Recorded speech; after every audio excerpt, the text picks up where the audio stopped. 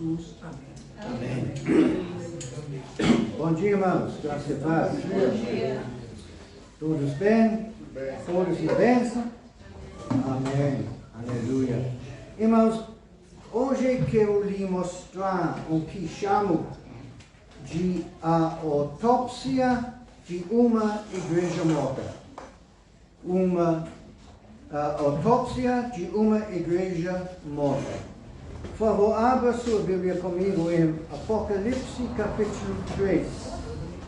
Apocalipse capítulo 3. Nós vamos ler versículo 1 a 6. Versículos 1 a 6.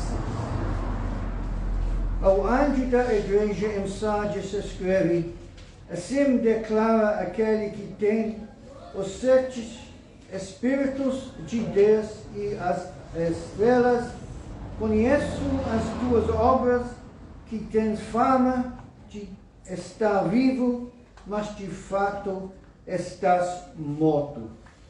Se alerta e fortalece o que ainda resta e estava prestes a morrer, porque não tenho encontrado integridade em tuas obras diante do meu Deus. Portanto, lembra-te daquilo que tens recebido e ouvido. Obedece e arrepende-te, porquanto senão estiveres vigilante, virei como um ladrão, e tu não saberás em que hora viverei contra ti. Contudo, tens em Sardes algumas pessoas que não contaminaram suas vestes. Elas caminharão comigo, vestidos de branco, pois são dignas. Assim, o vencedor andará trajado com vestes brancas, e de modo algum apagarei o seu nome do livro da vida. Pelo contrário, reconhecerei o seu nome na presença do meu Pai e dos seus anjos. Aquele que tem ouvidos, compreenda o que o Espírito revela às igrejas. Amém. Irmãos, logo no início, quero lhes fazer a seguinte pergunta: vocês estão ouvindo? Pois aqui está uma mensagem do Senhor Jesus para essa igreja que existiu há muito tempo em Sardes, na antiga Ásia Menor, que é a atual Turquia hoje. Essa igreja em Sardes já foi removida do mapa há muito tempo.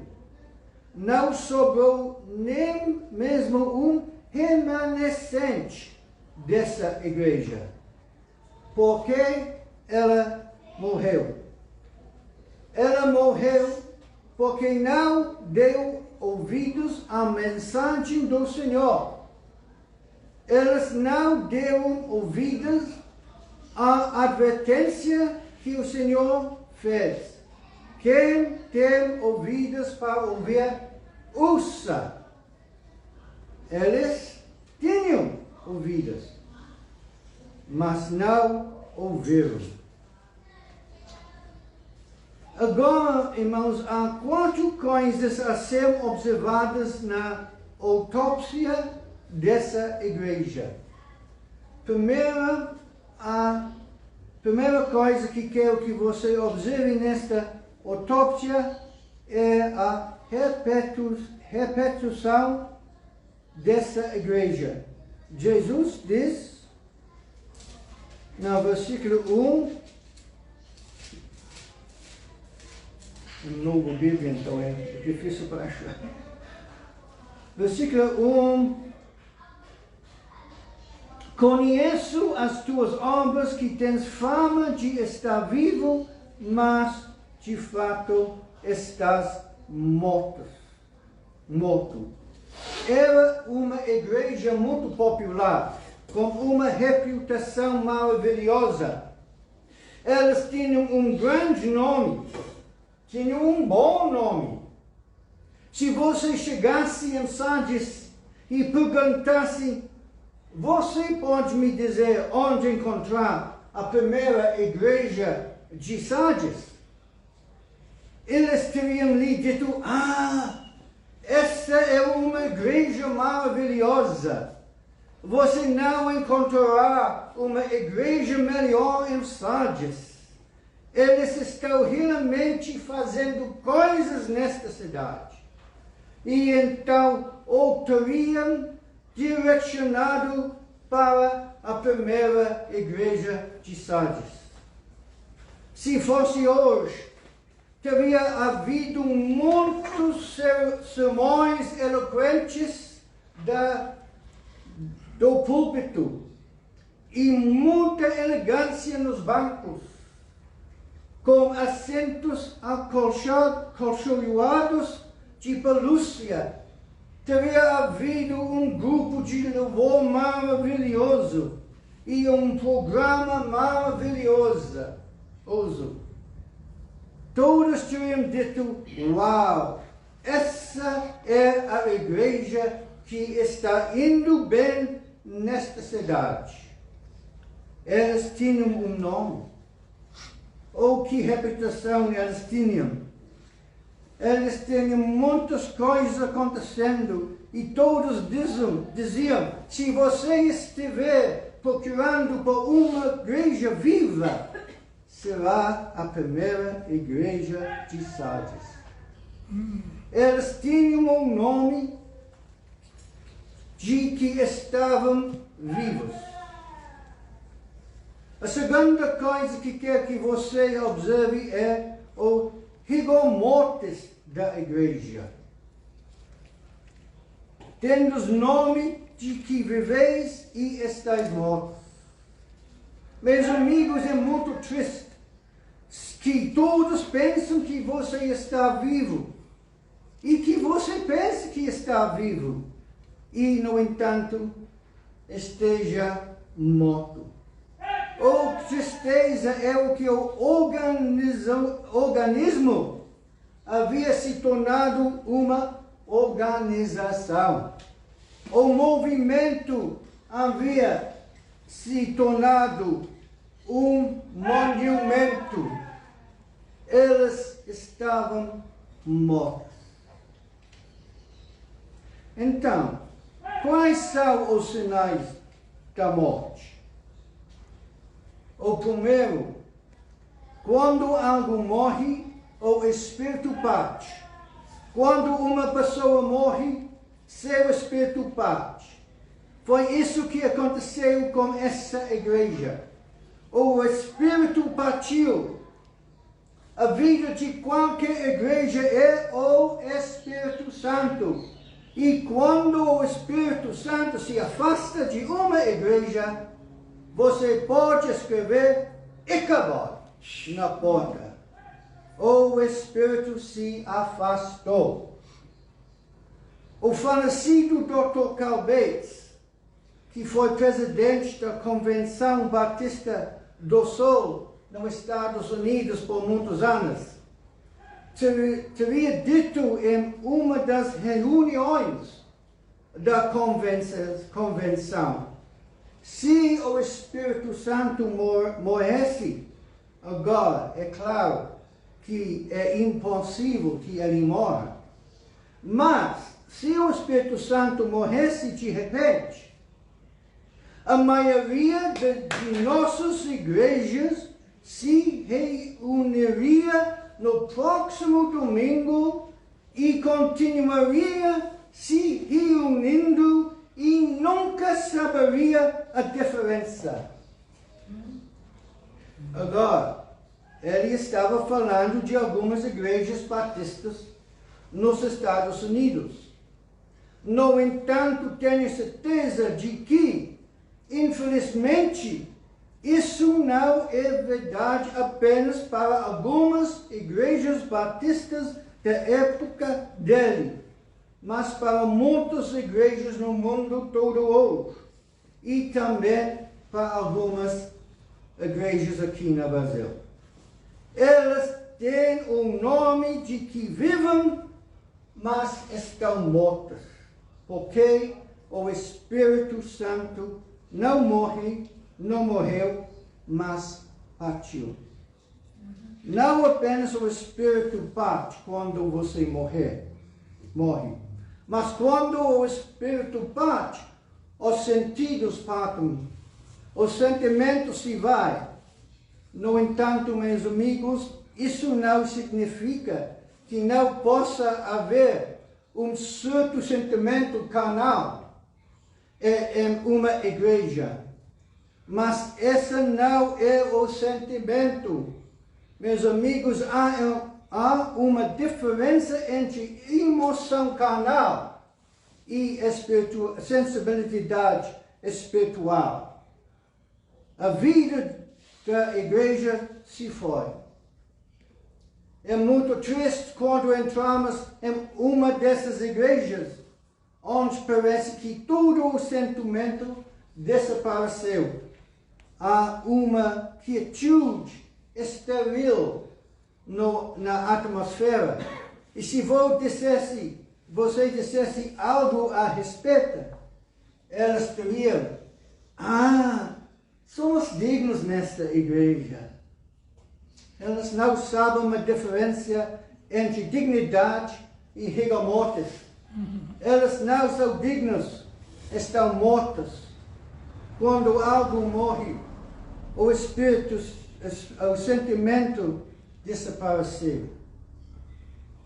Quando algo morre, não apenas o espírito e os sentidos se vão, mas a força também se vai. Quando a força tem a cadáver,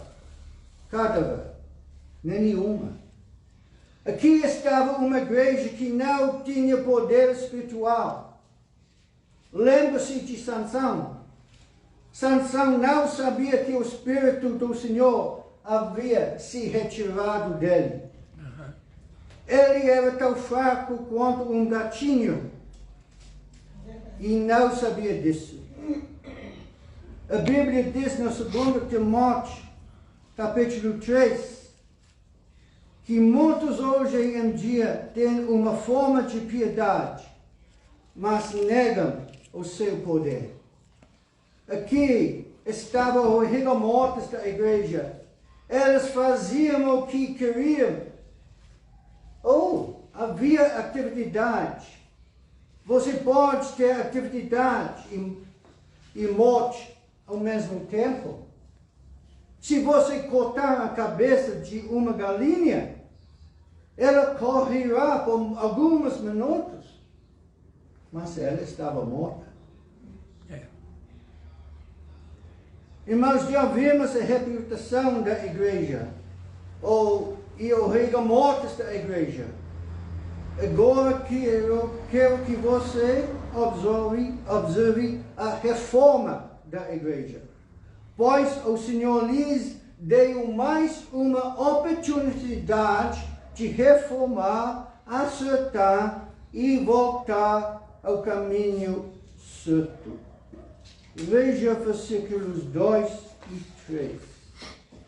Versículos 2 e 3.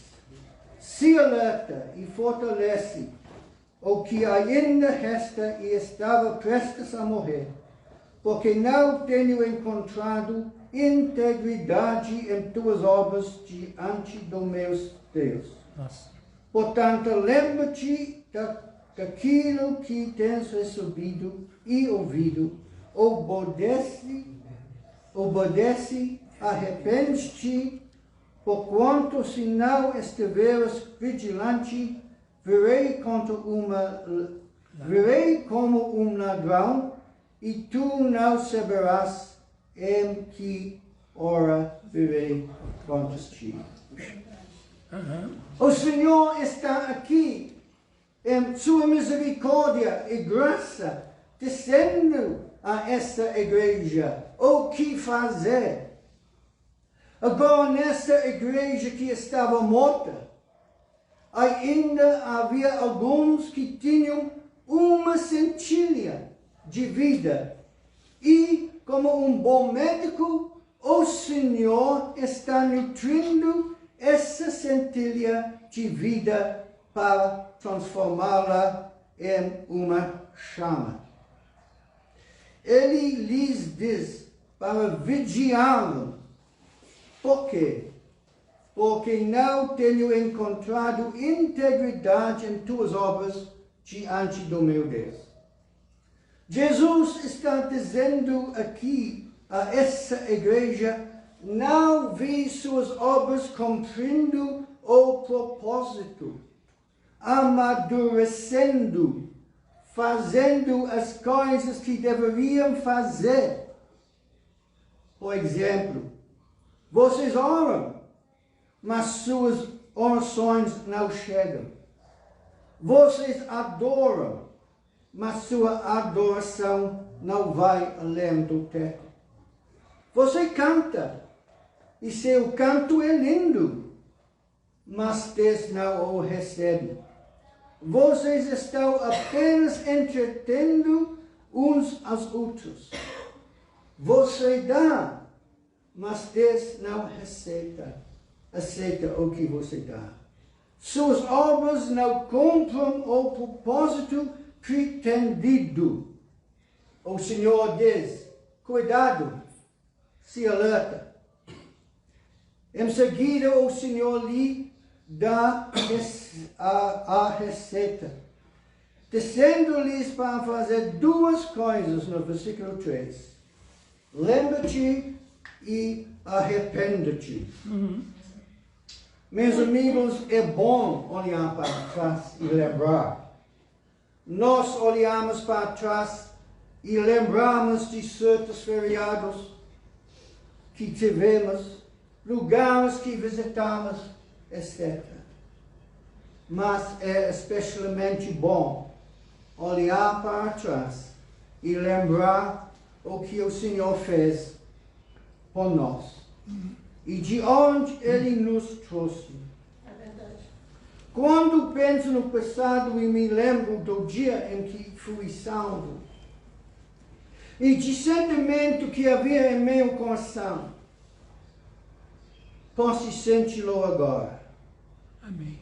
Repetidamente, na mensagem do Senhor para cinco dessas 7 igrejas, o Senhor lhes diz para se lembraram, se arrependeram e voltaram.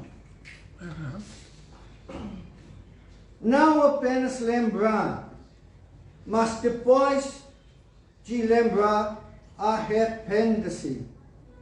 Não apenas lamentar o fato de ter pecado, mas abandonar seus pecados. Paulo diz, 2 Coríntios capítulo 7, versículo 10. 2 Coríntios capítulo 7, versículo 10. Que tristeza. Capítulo 6, versículo 10.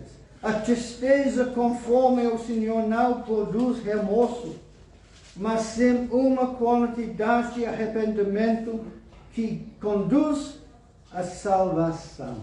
Amém. Porém, a tristeza do mundo traz a morte.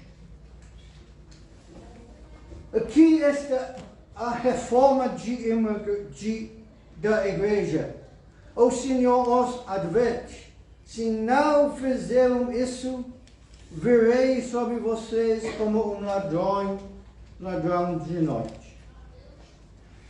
Mas muitas pessoas ficam entusiasmados quando se fala de Jesus vindo como um ladrão de noite. Mas a igreja não deve esperar que Jesus venha como um ladrão de noite, mas que venha como um noivo. Amém.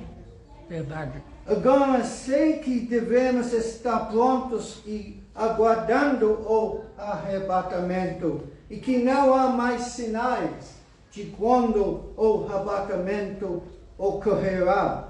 Mas Jesus não virá como um ladrão na noite para roubar sua igreja.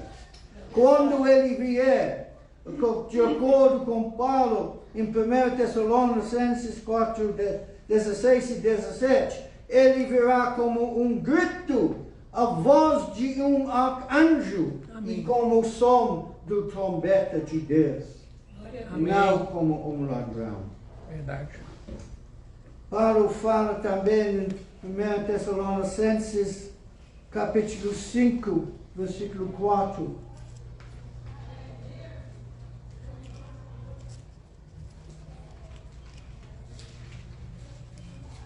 Primeiro Tessalonicenses, capítulo 5,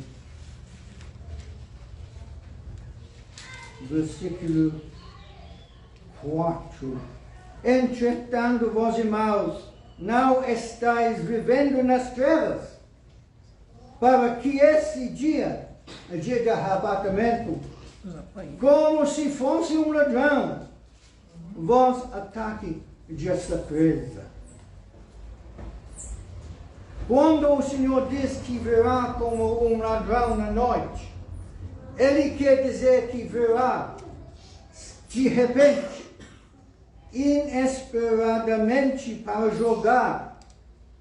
Ele os está avisando, Ele os avisou, mas eles não deram ouvidos. Irmãos, nessa igreja de Sardes havia 3 classes de pessoas: os mortos, os que estavam morrendo, os mortos, os que estavam morrendo e os dedicados. Aos que estavam morrendo, o Senhor disse para se lembravam e se arrependeram. Para os dedicados, o Senhor tinha uma palavra de encorajamento, uma palavra de incentivo. Antes de tudo, elas eram virtuosos. Veja o que o Senhor diz a respeito delas no versículo 4. Apocalipse 3, versículo 4. Contudo, tens em Sardes algumas pessoas que não contaminaram suas vestes. Elas caminharão comigo vestidos de branco, pois são dignos.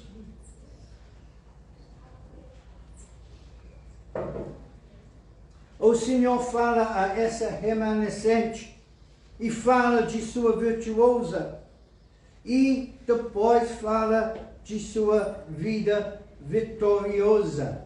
Veja o versículo 5. Assim o vencedor andará trajado com vestes brancas, e de modo algum apagarei o seu nome do livro da vida. Amém. Pelo contrário, reconhecerei o seu nome na presença do meu Pai e dos seus anjos. Que bênção. Nesse versículo, o Senhor faz 3 promessas aos crentes de Sardes. Gostaria de terminar explicando essas promessas e corrigindo uma falsa impressão que muitas pessoas têm sobre o que o Senhor está dizendo aqui. Primeiro, o Senhor diz que lhes concederá vestes brancas. Os oficiais romanos costumavam usar roupas brancas em festivais religiosos como símbolos de alta honra. As roupas brancas que são dadas aos fiéis representam não apenas honra, mas também pureza e retidão. Isaías escreve no capítulo 61, 10. Isaías 61, 10.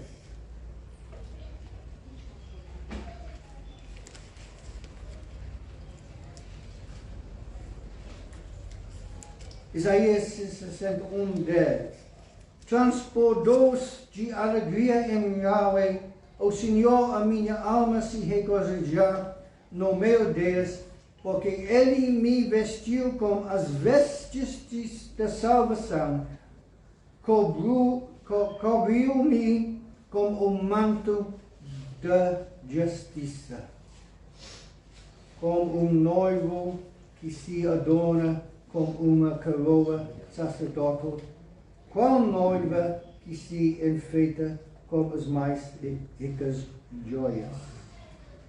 Ele me cobria com um manto de justiça, vestiu com as vestes de salvação. Segundo, Jesus promete que não apagará o nome do crente fiel do livro da vida. Embora algumas pessoas pensem que essa declaração implica que um crente pode pedir a sua salvação. Não fala isso. Ela simplesmente significa que o vencedor pode estar seguro, sabendo que seu nome nunca será apagado. Toda pessoa nascida de novo tem a vida eterna, que será sua posse divina para sempre. A Bíblia fala isso claro em muitos versículos. Se você quiser saber quais são elas, consulta-me depois. Nas mensagens do Senhor a essas igrejas, os vencedores não são supercristãos. São os crentes eleitos e fiéis, que perseveram até o fim. João, em sua primeira carta, capítulo 5, versículo 4 e 5. 1 João, capítulo 5, versículos 4 e 5. Todo aquele que é nascido de Deus vence o mundo. E este é o triunfo que vence o mundo. A nossa fé. Quem é que pode vencer o mundo? Somente a pessoa que crê que Jesus é o Filho de Deus. Irmãos, se você acredita que Jesus é o Filho de Deus, de acordo com João, você é um vencedor. Dito isso, deixe-me corrigir uma falsa interpretação de Mateus, capítulo 24, versículo 13. Aquele que perseverar até o fim, esse será salvo. Muitas pessoas dizem, olha, você pode pedir a sua salvação. Não. Primeiro, o Senhor não está falando aqui sobre a igreja. Nos capítulos 24 e 25, o Senhor está falando com seus discípulos sobre a tribulação e o reino milenar. No entanto, se o Senhor estava falando sobre a igreja, isso não significa que você pode pedir a sua salvação, se não perseverar até o fim. O Senhor está dizendo que o sinal que você é salvo é que você perseverar até o fim. Não agora. Você pode me dizer, pastor, E quanto ao desviado, bem, não posso provar isso, mas não acredito que um cristão verdadeiramente eleito, nascido de novo, mora desviado. Um desviado não é um apóstata. É um crente nascido de novo que, por alguma razão, deixou de viver a vida cristã. Talvez devido a alguma tragédia em sua vida ou uma experiência ruim em uma igreja, etc. Eles são as pessoas mais infelizes porque conhecem a verdade e, portanto, não podem desfrutar o Senhor do mundo. E como não estão vivendo a vida, não podem desfrutar do Senhor. Um apóstata é alguém que não apenas renuncia a sua fé, mas declara abertamente que não acredita mais em Deus e que Deus não existe. Não há retorno para um apóstata. Terceiro, e para terminar, Jesus garante ao crente fiel que ele confessará seu nome perante seu Pai e os anjos. Em uma cerimônia pública no céu, Jesus reconhecerá, que esses conquistadores fiéis, resistentes e vencedores pertencem a Ele. Irmãos, vamos orar. O nosso Deus, nosso Pai, nós agradecemos, Pai, a sua mensagem destas igrejas. Amém. Pai, nós agradecemos que nós temos a promessa de vida eterna, que você nunca apagará nossos nomes da sua vida, livro de vida. Amém. Mas, Pai, nós, no momento, nós pedimos, Pai, que você fortaleça-nos, Pai, para continuar andando nos seus caminhos. Amém. Que, Pai, que seu Espírito Santo continuar trabalhando em nossas vidas. Sim. Que, Pai, que nós ficamos fiéis e continuamos fiéis nos seus caminhos. Sim. E, Pai, ajuda alguém, pessoa que nós conhecemos que está faltando ou não está tendo problemas, sim, que está pedindo a sua fé. Pai, nós precisamos sua ajuda. Sim. Nós pedimos, Pai, que você ajude-nos para continuar juntos, vivos, que seu Espírito Santo sempre fica parte das nossas reuniões e das nossas conversações. Em nome de Jesus. Amém. Pai, amém.